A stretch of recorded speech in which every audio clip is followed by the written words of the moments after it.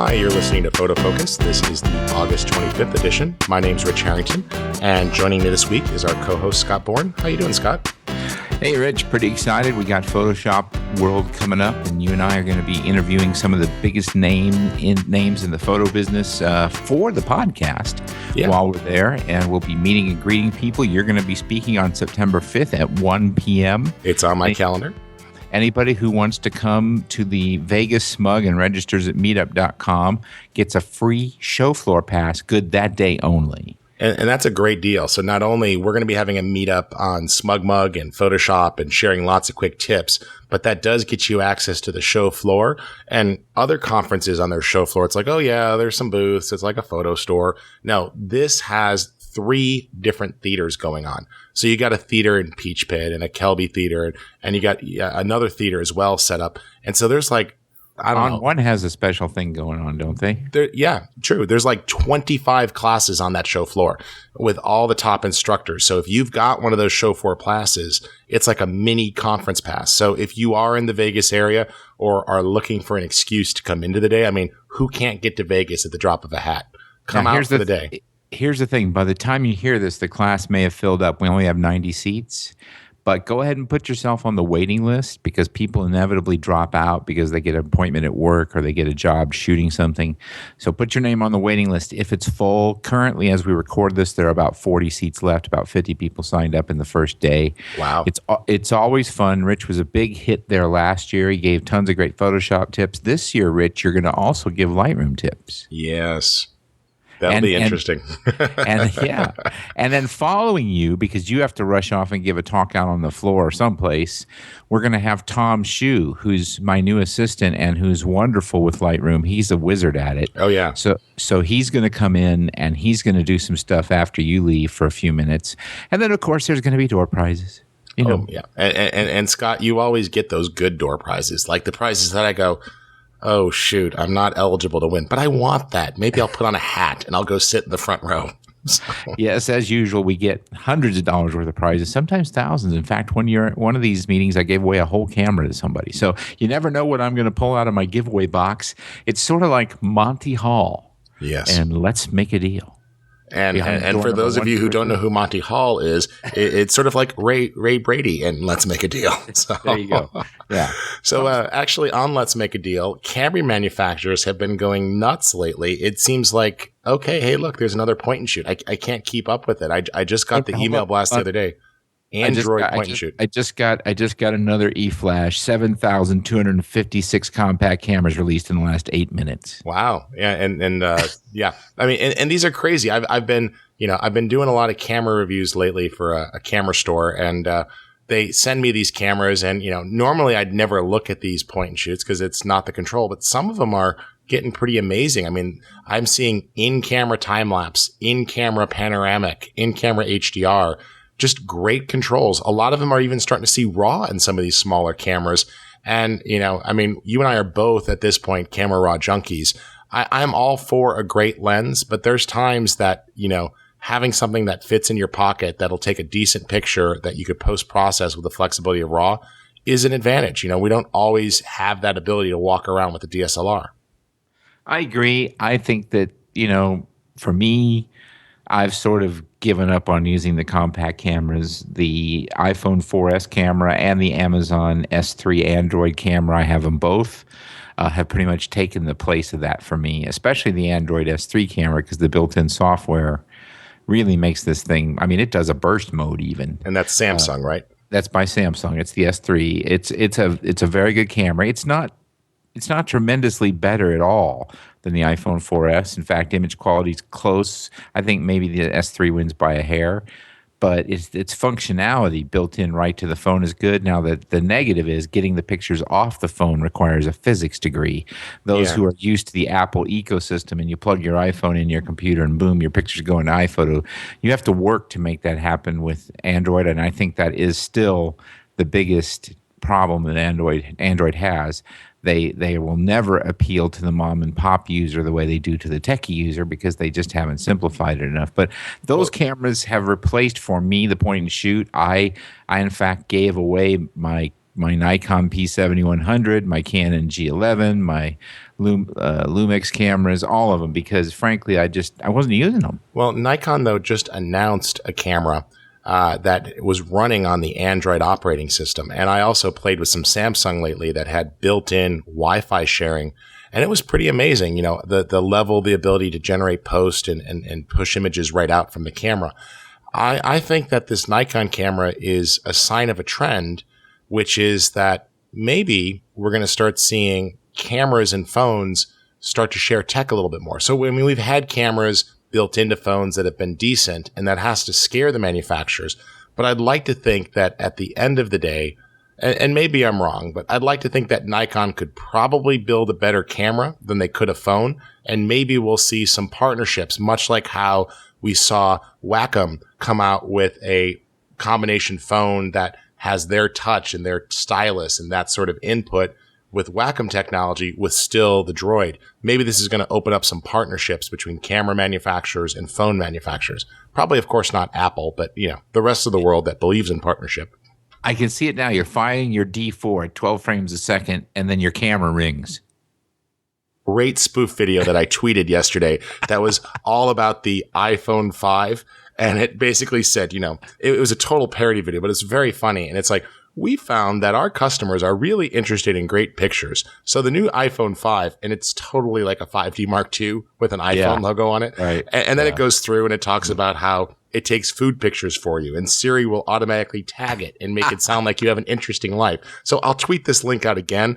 I was on the floor laughing. It's like, yep, and to that end, we're both guilty of this. There's times that I have a perfectly good camera right next to me and I'm still shooting on the iPhone and I go, wait a minute, what am I doing here? Oh yeah, I wanted to post this picture right away. I'm sharing stuff that makes the difference. And I think that's where this Android attachment to the Nikon is exciting. I think that's the future. We'll see this kind of sharing capability come out of those cameras so that you can take a quote unquote snapshot with your $7,000 1DX and then press a button and send it to your Twitter account. And we kind of have that, like the iFi card series has been out for a while, SD only. They do have Pro cards, and they have gotten to the point now where you can subscribe for a nationwide plan and upload from any mobile hotspot without logging in. But again, it seems weird to me to have yet another device that I'm paying, I don't know, $49, $99 a year to have another internet plan. It's like, I've already got an internet plan on my phone and my iPad and my portable modem for that. And it's like, how many internet plans do I need? You left out your car. Oh, I don't have internet in my car. You have much cooler cars than I do. I'm a Honda kind of guy. The Audi A7 is itself a Wi-Fi hotspot because you buy. Because you need even more reasons to convince attractive people to come in the car with you. No, it's because it runs Google Maps. Ah. The nav system in the A7, my friend, is the coolest nav system in a car, period. Well, the Harrington household finally has its youngest child entering normal school now. So all of those childcare bills are going away. So maybe there's an Audi in my future, although I think it's a little further off for me than it is for you. So. But the cool thing is these Wi-Fi spots are everywhere. So I'm less concerned about having an internet plan for my camera. Because frankly, if you're walking around Vegas, there are some 70 free hotspots every 10 feet. It's less an issue, I think. I think more to the point is that I'm sorry, I have to interrupt. And that's what she said. Go ahead. Yeah. There's more than enough access. The problem is the sharing capabilities aren't built into the cameras, and that's where Nikon is really taking an aggressive step here. Now, whether it'll work or whether anybody will care, I don't know, because frankly, the evil side of this, which has not been talked about by most people because most people aren't pros, is that I can just see it now. These things are going to send stuff wirelessly to a control booth where somebody with 20 years less experience than the photographer shooting down on the field at, let's say, a football game is going to make edit decisions and tell the guy, go shoot this and go shoot that. And then they'll just basically become robots. Yeah. Well, that definitely happened in the video world in a lot of cases, but that makes sense. And I will also say that I think Samsung's implementation, I've played with it on some of their cameras, including they do have a few micro four thirds cameras with this built in. Couldn't have been easier. You literally just, if you've got a public network, you click the Facebook button or the Twitter button and it's like, enter your username and password. Boom, it's connected. And at that point, you just turn it off or on, like, hey, everything I shoot, upload. Or, you know what? Let me just select what I want to upload. But you realize what this is going to lead to, don't you? Mass confusion? No, just all kinds of let's just say unexpected porn popping up on your networks. Yes. Well, there will definitely be that. Maybe more so for other people's households than mine, but yeah. No. That's not what I'm saying. I'm saying it's like some dummy will forget to turn off the Facebook sharing when he's shooting pictures of his girlfriend, and it's going to show up. And that's a bad thing? Oh, sorry. Well, I guess for them. I tell you what, it's going to be a bad thing for him. That's true. The wife and the girlfriend are not going to be very appreciative of that particular sharing function.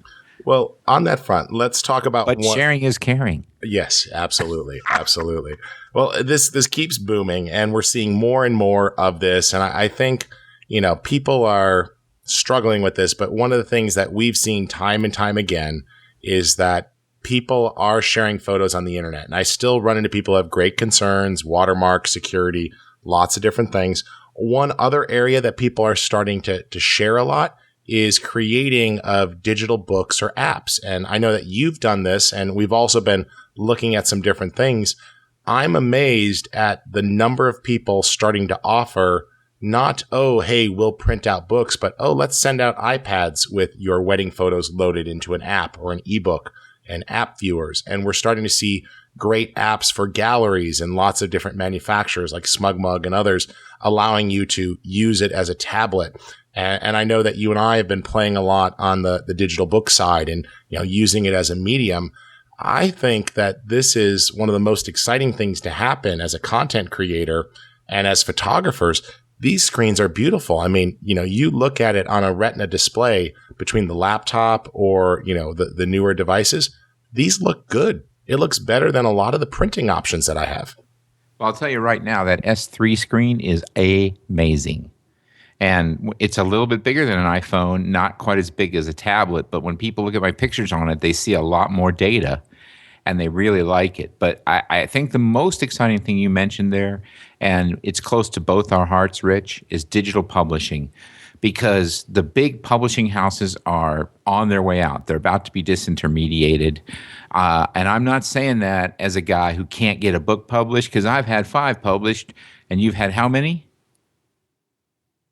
35-ish. I'm 30, 35? Yeah.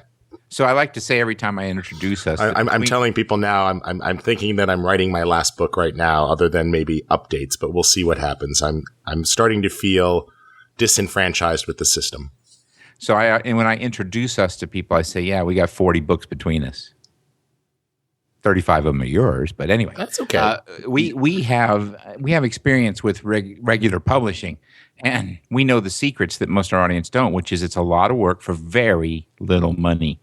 Skip Cohen and I have a book that's been in the top 10 on Amazon's professional photography category since its debut October 16th of last year. And I make a whopping $1, and Skip makes a whopping $1 for every book sold. It's not something folks do to get rich, but we are in bookstores. You can go to Amazon and see it and buy it. You can go to Barnes and Noble and buy it. A few of the independents left. But this system is arcane. It's Byzantine, and it needs to be replaced. And it's going to be by digital publishing. The smart print house publishers, someone at Random House said to me these words: we're trying to decide if we're ever going to do another print book again, which is a pretty strong word. Now, it's a valid consideration, because what we're starting to see is, previously, if you looked at, like, let's just say the web, first generation web pages versus where we are today, we're finally getting tools like InDesign creating digital publishing solution for Adobe, or Apple iBooks Author, which, by the way, just added phone support and a whole bunch of forums. They seem to be getting the message that people are annoyed with them. And, even other tools like Keynote and Pages and making ePubs, we're seeing lots of things popping up. There's a whole ecosystem of photography apps. You yourself did a great app that just shared some of your best pictures. I bought it. It was like lovely photos, and you put this out there very reasonably. And, I'm not asking you to disclose too much, but it did okay, right? Well, let's just put it like this. Based on the effort involved, if I were to equate the effort involved in publishing my 3 or 4 little iPhone apps that I did years ago, and I don't even promote them, I've mentioned them like twice ever, I made a lot more money than I'm going to make off the Going Pro book. And I spent 2 years of my life putting together the Going Pro book.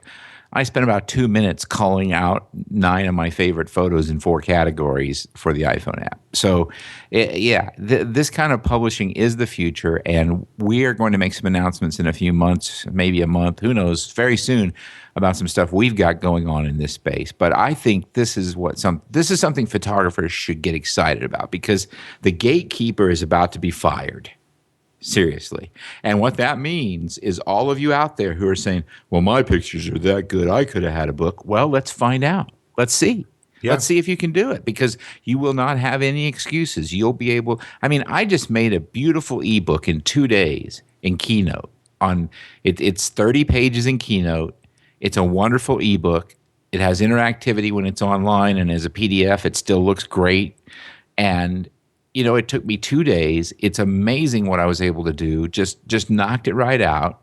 And anybody who wants to be a publisher these days can be a publisher. We've got social media to help with the marketing. So if you can build an audience, or you have an audience, and you haven't been able to get a book deal from somebody like Peach Pit or Random House or anybody else, Focal Press, then you don't need them anymore. You can just make your own books. And if you can build enough of a market around it, if you can get enough buzz going, you may sell millions of copies. There's a book, I'm not going to mention its name because it's sexual in nature, but it's about a gentleman who has an unusual relationship with a young woman.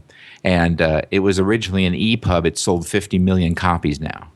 It actually started out as a piece of Twilight fan fiction in its first one, if I think we're talking about the same thing. So, probably, yeah. So, there's no end. If you got something that's good, if your sunset pictures truly are the best, and you do a sunset picture book, and you get the right marketing, and you get the right social media presence, and you get the right kind of viral stuff happening, who knows? You may be the next guest on Photofocus. So don't discount this. And even to that end, one of the things I think that a lot of people are starting to realize and embrace, and I know this with a lot of the photographers I work with, is, for example, Scott, I know you're very into cars, and I've been interfacing with a photographer who does a lot of car photography, has for years.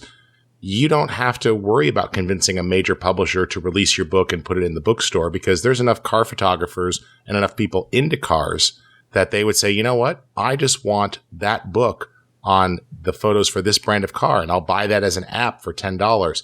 I'll go ahead and order that as a custom published book with leather binding for $120. And you don't have to worry, is it in Borders or Barnes & Noble? The craziest thing about traditional publishing that a lot of folks don't realize is that, the publisher makes about half of what that cover price is, and those bookstores are a dying breed. So those of you who are frustrated with magazine sales or trying to get your images out there, this isn't to say that this is a perfect utopia.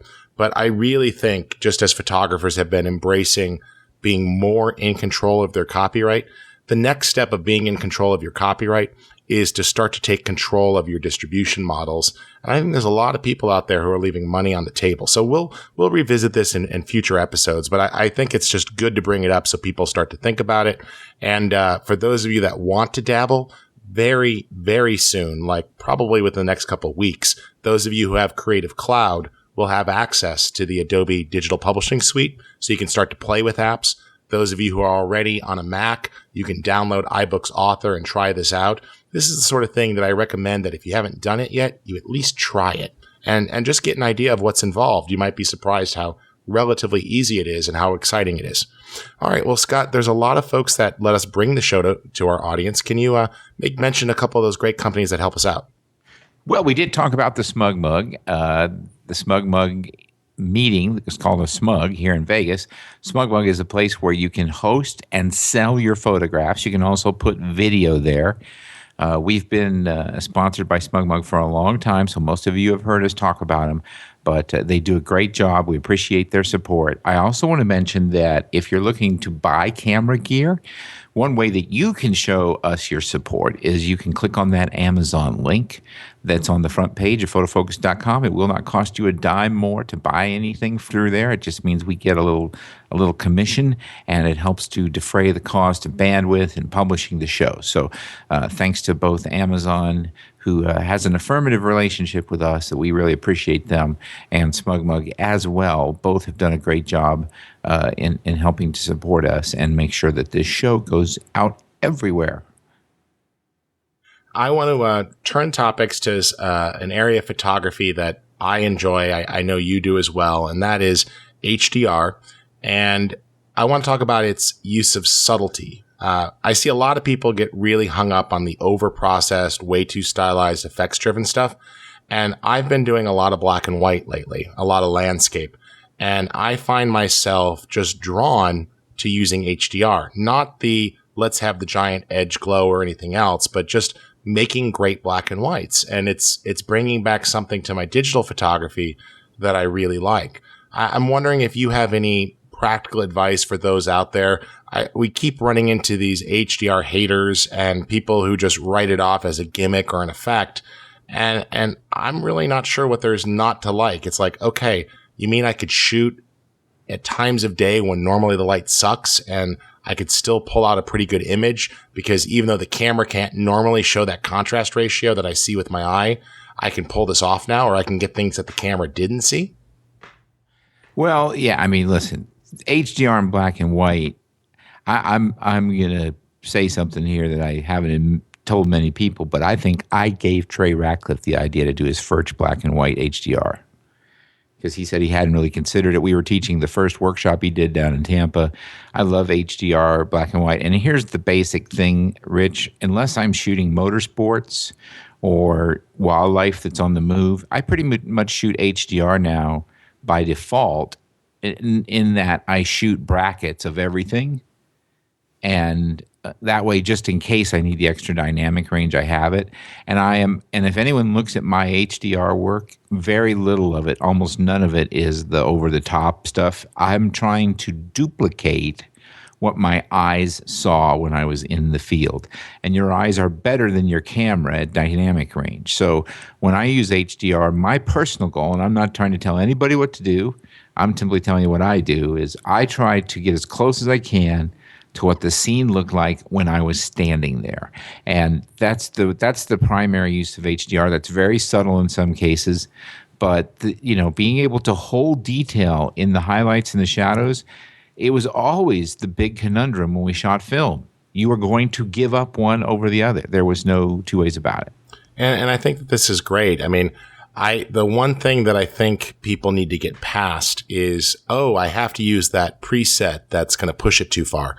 What I'm finding is just by taking the time to capture that range, it really gets it. And for those of you who are saying, all right, I'll give it a shot, a lot of people don't realize how relatively easy this is. Obviously, if you're on a tripod, most cameras will have some sort of bracketing. And I'll typically set mine for a stop apart if I'm on a camera that doesn't have a lot of brackets. Like I think the D7000 will do a 3-stop bracket. On the other hand, I'm working with some cameras that'll do 9. You've got that, but I don't mind jumping really by a full exposure there. It seems to work okay for me. A tripod, gonna go a long way, although to be perfectly honest, and I know you've even done this, we've got such fast shutters on a lot of these cameras that you can often just, take it like you're the sniper and let the breath out and fire the shot, and you don't have that much movement. Yeah, well, at 14 frames a second on my new 1DX, that's exactly what I do. And then I pick the middle 3 frames. Yeah, it's just amazing. And it's gotten so much easier. If you've got Photoshop, it's got decent tools built in for this.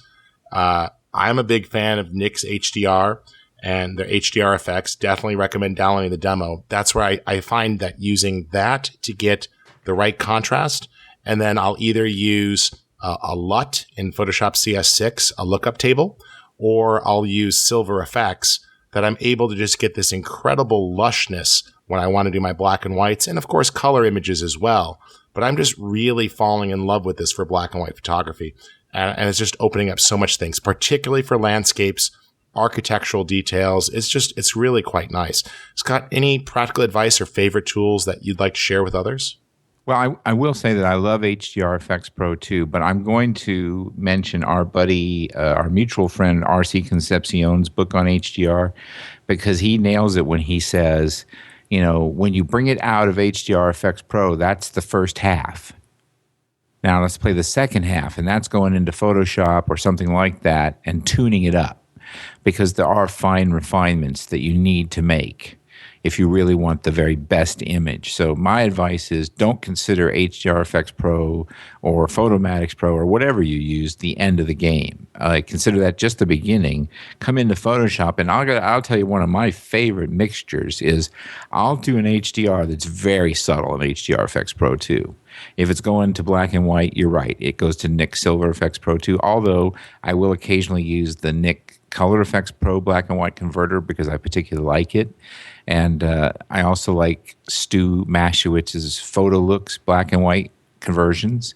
There's also some very good ones from TIFF and DFX and from On One. Everybody's got it. Yeah, I do like Tiffin's. I use their DFX a lot for that too. But my super secret is that I will pull it into Topaz Simplify, or Topaz Adjust actually, which is like a $39 or $29 filter. And I will use that. That has a faux HDR setting that I'll dial in, and all it really does is put in a lot of contrast and sharpness. So I'll do a very subtle HDR in HDR Effects Pro. Then I'll put a layer on top of that of the Topaz Adjust, which gives it a lot of pop, makes it look super sharp.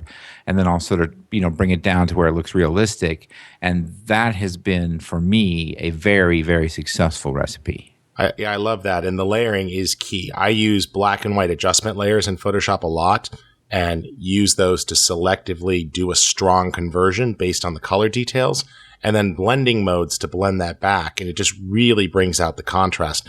And actually on this front, you and I have a site that needs a little bit of attention from me, but it's still got a ton of great tutorials on it. If you take a look at 3exposure.com, we've got a whole category on HDR there, and you can dig in, and there's a bunch of tutorials, a bunch of tips. Definitely take a look at that. This is an area. You also mentioned Trey Radcliffe. Trey's got a great book with some inspirational techniques. Absolutely love the book that RC has done and some of his training over at Kelby Training. So if this is an area that you've written off, I think that HDR brings back a technical quality to photography, and it's one way to, when used properly, further differentiate the care you put in the image beyond what a snapshot artist would do. The fact that you really do want to get that dynamic range. We're not talking about, silly in-camera Instagram type effects. We're talking about taking the time to capture the shadows and the highlights and make the best image that shows you what you saw in your mind's eye when you first shot it. So those of you that are HDR haters, we're not saying run out and do a bunch of cheesy effects. We are saying give this a shot for, black and white or just really strong pictures that you want to do a little bit of a look on there. Wait. Yep. If you are an HDR hater, I want to tell you two things. Clients love it no matter what you think of it. And since Rich brought this topic up, send your hate email to him. Yes. But apparently, the only people that ever hate me post on YouTube. Everybody else sends me a nice email, but now I'm sure I'll get some hate mail, so that's all good. All you have to do is say HDR, and they go nuts. Yeah, the back of my head is itching, like there's a red laser pointed at it or something. Yeah. All right. Well, on this front, actually, one of the things I wanted to throw out there is those of you that are interested, I heard a little inkling that we're not too far away from some new Photoshop sneak peeks of technology. So pay attention. We'll have some stuff for you soon. And those of you that are Creative Cloud folks will be seeing some new stuff really soon. So take a look at that. It continues to be interesting.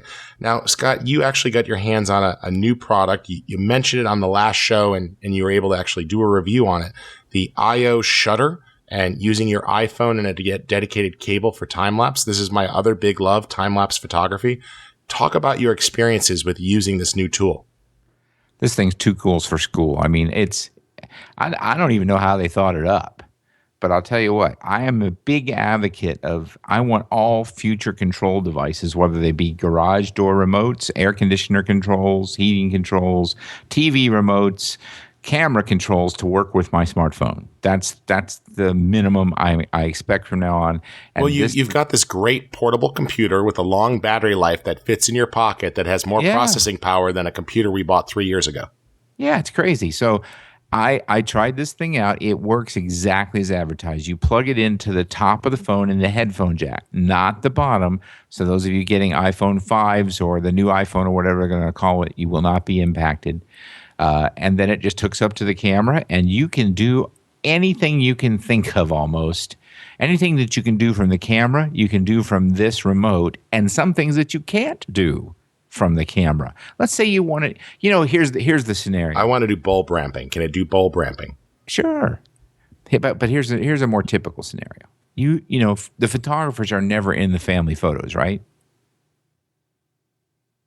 Because Photoshop was invented for. But yes, your point is very valid. So with this, you set this thing up so that it will respond to an audible clap to take the picture. So you set it up, you go behind in the back, you clap, and you're in the photo. It takes the picture. You can set it up on a timer so that you clap and don't have to run and take the picture. You can set it up so that you shake it and take a picture. And you can combine effects. You can set it up to do a 3-hour time lapse that starts when you clap. It's crazy. And you can set the intervals. Now there's a free app that gives you a little less control. There's a $9.95 app that goes with it, bringing the total cost of the cable and the app to less than $80, which is $50 to $60 less than the equivalent cable from Canon. And currently, however, it is not available for Android or Nikon. Don't send me hate mail. I don't work for them. But the good news is they do have an Android and a Nikon version coming. It's probably less important, frankly, to the Nikon shooters since there's a built-in Rich, say that word I can't say. Intervalometer. That. Yes. It's probably less important to the Nikon shooters than the Canon shooters because the Canon shooters have this big bulky thing that's hard to program that costs $150.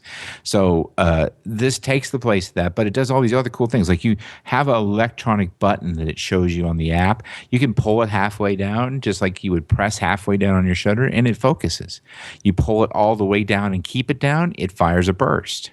You pull it once, it just fires one shot. You can set it up as time release. You can set it up as bulb. You can set it up for, anything you want. And it really works. It works the first time. You need to go on their website to find out if it works with your specific Canon camera, but most new modern cameras, even some of the compact cameras, are supported. I was informed today that there's a competing product. The owners of that product have sent it to me.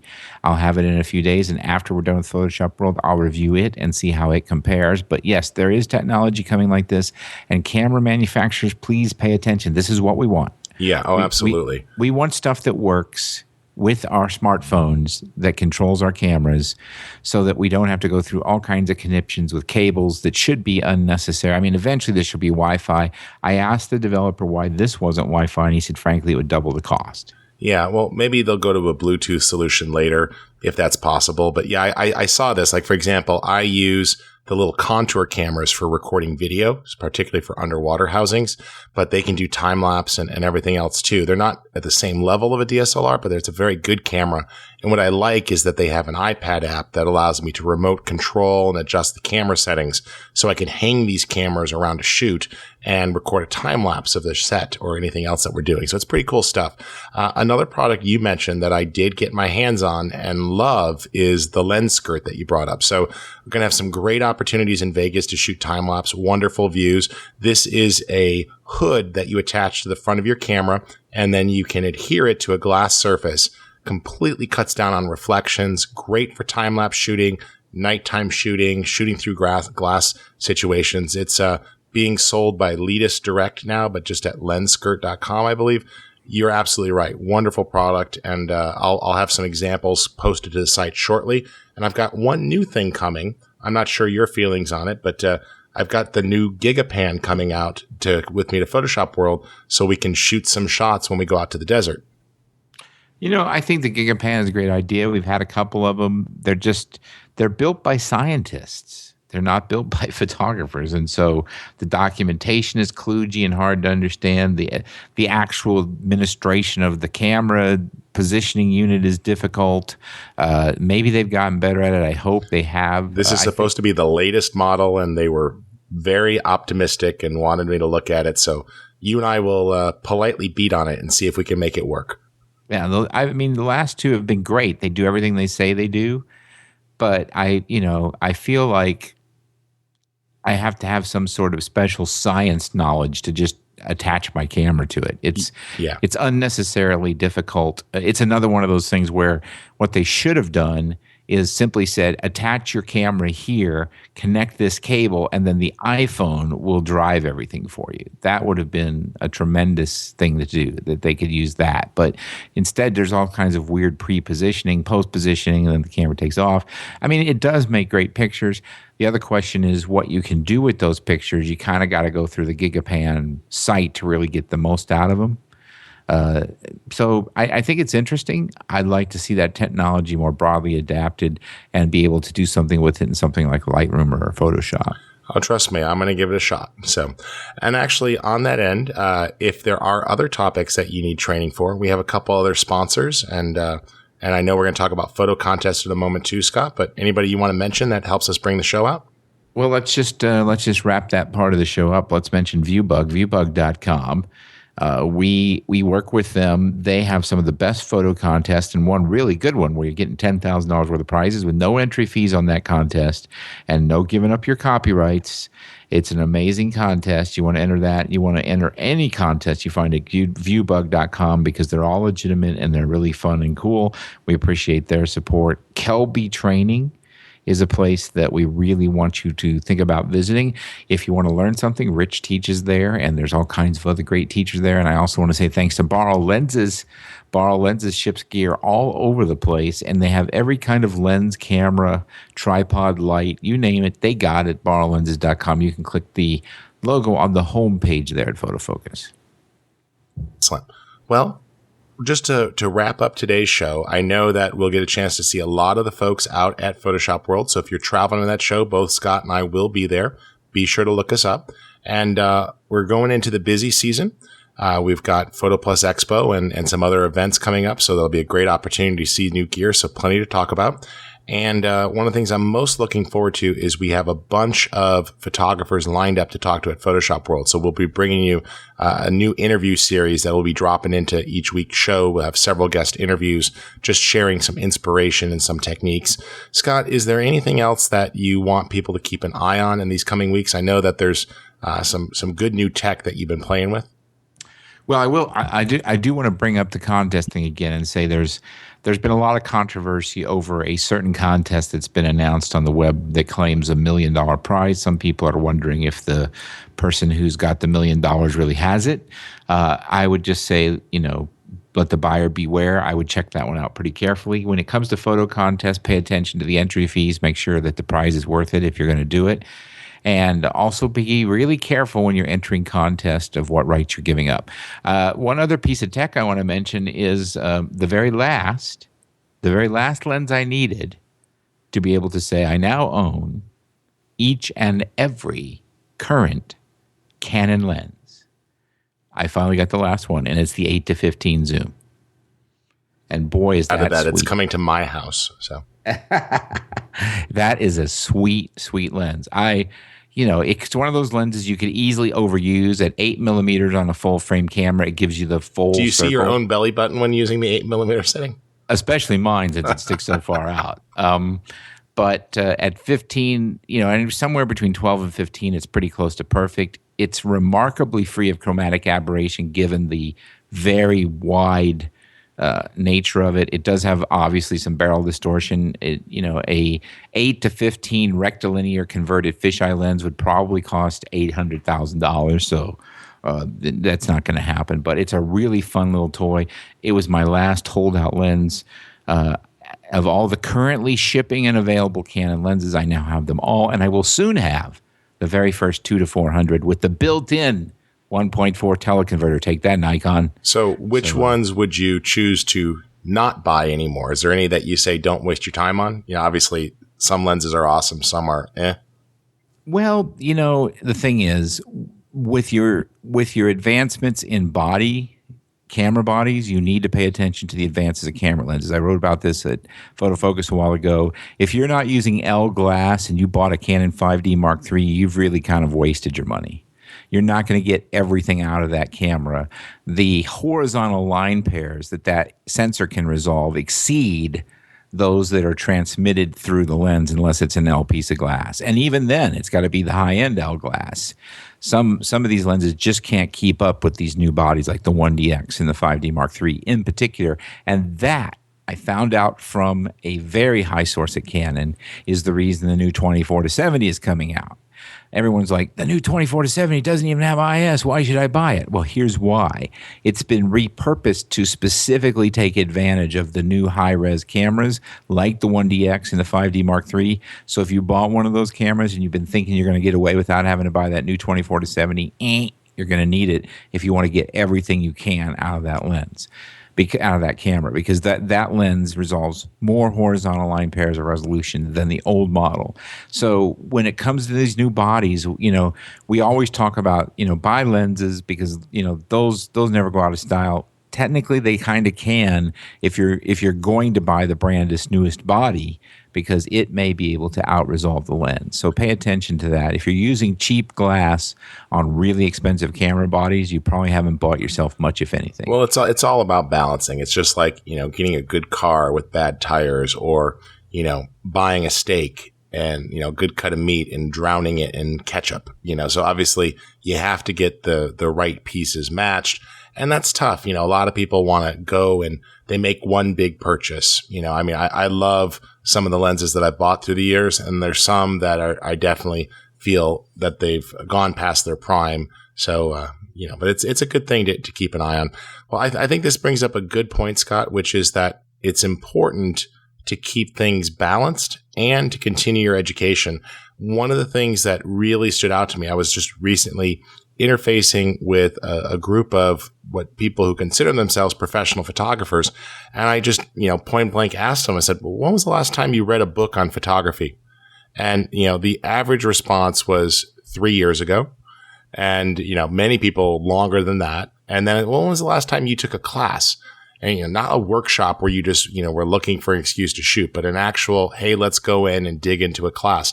And the good news for those of you that are trying to go pro or are up and coming, if you show passion and hunger, you can really make some ground up. I've got a friend who shot for years and then left it and worked in professional video. And he's been going hardcore for the last 2 years of balancing his education, making time to shoot. And I'm looking at his images and I'm just floored. How good he's become so quickly from that intense focus and really working at it. This is a skill that I don't want to, obviously there's a certain part of it that you have or you don't have. There's a certain innate talent, but I think there's a lot of photography dinosaurs who are very content to just keep pushing the same button over and over again and don't realize that there's a wealth of new things out there. Yeah, I agree. I just want to make one more lens point that dawned on me.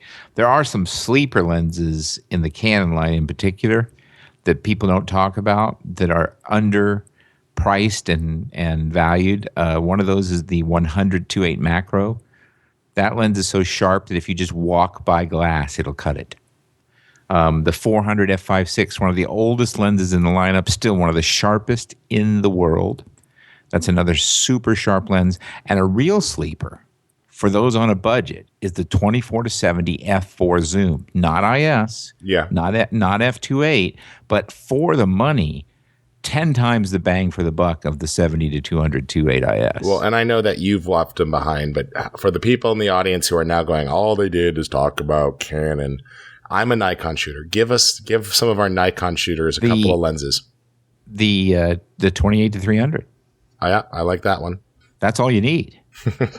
Well, that lens is $1,000 paired with even, let's say, you can't use it with a full crop sensor. No, but paired with any of the relatively new crop sensor Nikon bodies, makes publishable images and stunningly well. I got a photo published I took at the Albuquerque Balloon Fest with a pre-release model of that lens. I was there on a Nikon junket.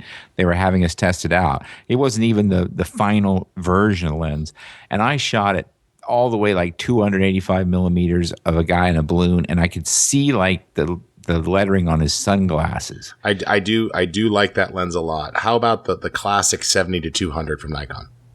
Well, now here I got to say that is a super sharp lens in the Nikon range, but if it were me and I wanted to look at saving money and getting a lens that was all purpose, most of my life I've recommended against zooms, particularly 10x zooms, but there's something about this one that goes to 300 that Nikon has recently made that is just very special. I wish Canon made one in that same range and of that quality, because that is really, really quite cool. I own both of them, and there's times that I like having the shallower depth of field that the 70-200 brings, because the 28-300 is sort of a variable between 4.5 and 5.6, I think, or 4.0 and 5.6, and that's often plenty. But there are sometimes times when I need the shallow depth of field for the look I'm going for.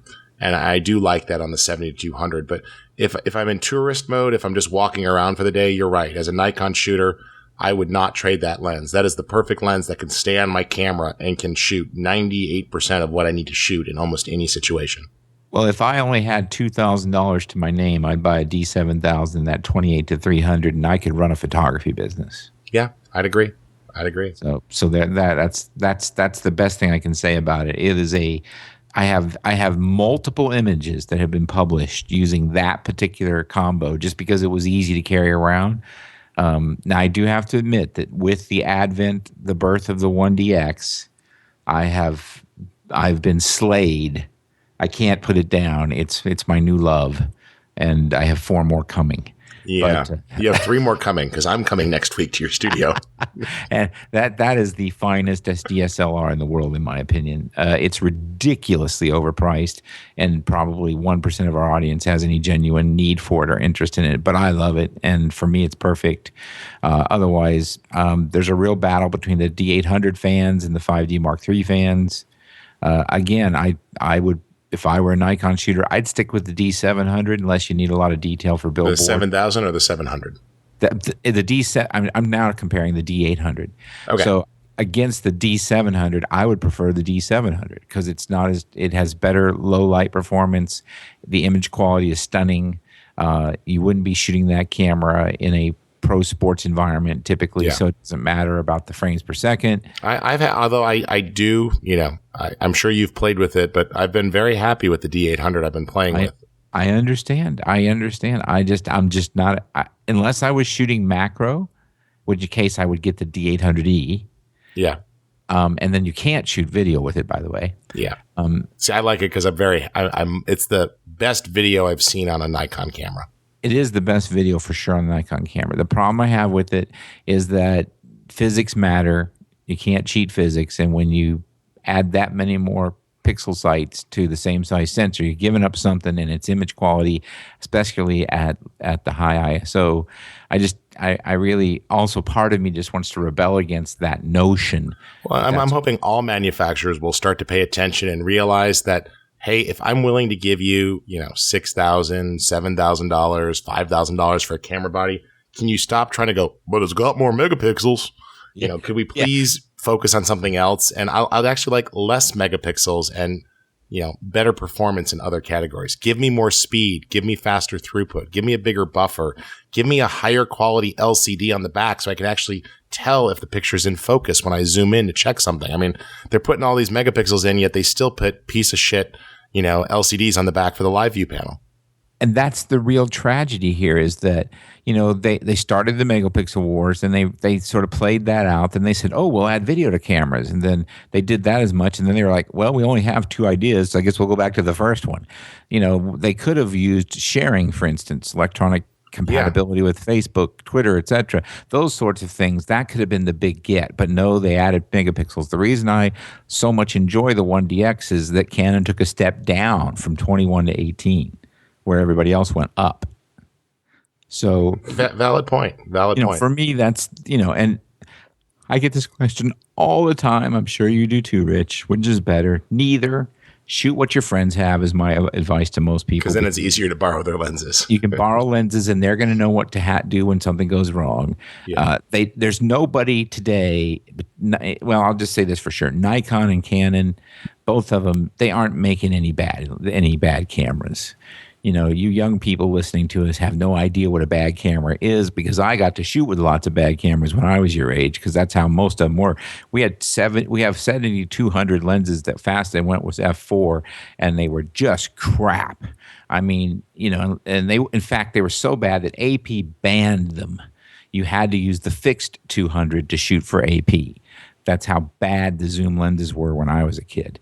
They have become really good now. Sophisticated technology.